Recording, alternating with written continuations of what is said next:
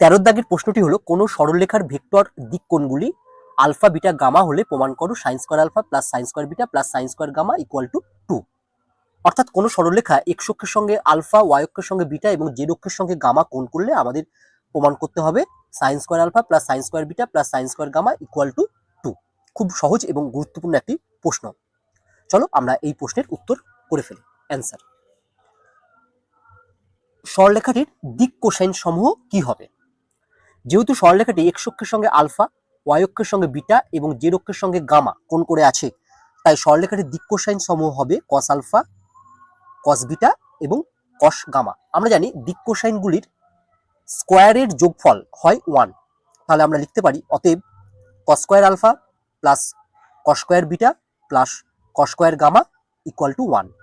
যেহেতু আমাদের প্রমাণ করতে দিয়েছে দেখো sine square alpha plus sine square beta plus sine square gamma equal to 2, তাই আমরা এই কস ফাংশনগুলোকে সব সাইন ফাংশনে নিয়ে যাব।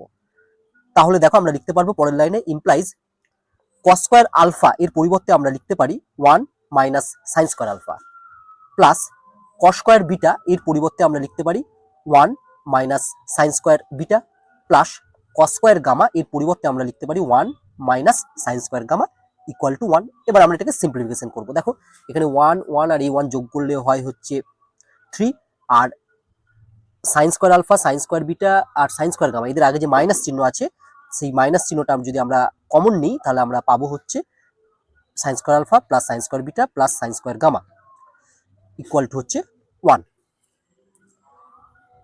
দিস ইমপ্লাইজ এটা থেকে আমরা পাবো দেখো minus sine square alpha plus sine square beta plus sine square gamma equal to হচ্ছে 1 মাইনাস 3।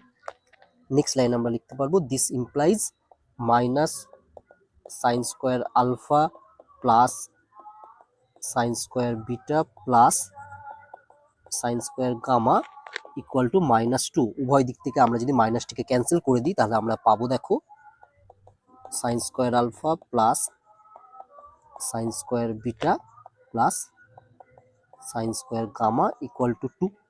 এটাই আমাদের প্রমাণ করতে দিয়েছে, প্রুভড।